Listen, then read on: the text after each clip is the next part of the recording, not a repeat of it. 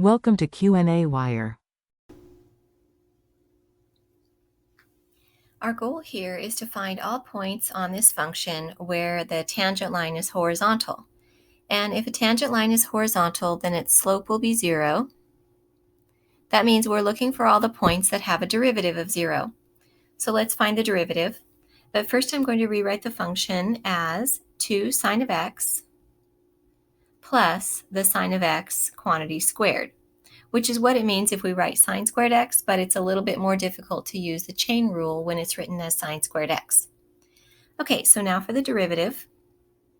The derivative of 2 sine x is 2 cosine x. And for the derivative of sine of x quantity squared, we'll use the chain rule. First, the derivative of the outside. We bring down the 2 and we raise sine x to the first. And then the derivative of the inside, the derivative of sine is cosine. Okay, we want to know where this equals 0 so that we get the tangent lines to be horizontal. So let's set this equal to 0. And notice that both terms have a 2 cosine x that we can factor out. So we have 2 cosine x times 1 plus sine x is equal to 0. So we can set each factor equal to 0. When we set 2 cosine x equal to 0, and then divide by 2, cosine x equals 0, x would be pi over 2 or negative pi over 2. And when we set 1 plus sine of x equal to 0, subtract 1 from both sides, sine of x equals negative 1, x would be negative pi over 2, which is the answer we already got in the previous part. So we have two answers. We have pi over 2 and negative pi over 2. But don't forget that those are only the answers when you've gone around the unit circle one time. You could go around again infinitely many times, and you could go in the other direction as well. So there are infinitely many answers that give you the same cosine and sine values. So we'll write those as pi over 2 plus 2 pi n.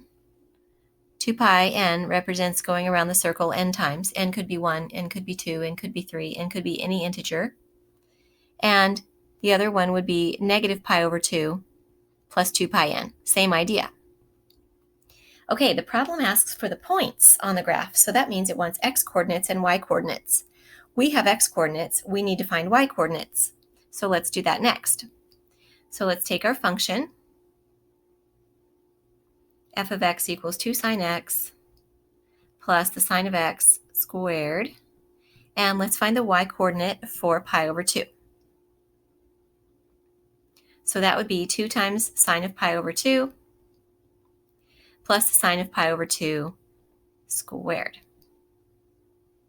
Sine of pi over 2 is 1.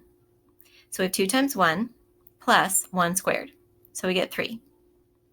And now let's find f of negative pi over 2. Same idea, we have 2 times the sine of negative pi over 2 plus the sine of negative pi over 2 squared. And the sine of negative pi over 2 is negative 1. So we have 2 times negative 1 plus negative 1 squared. And that gives us negative 1.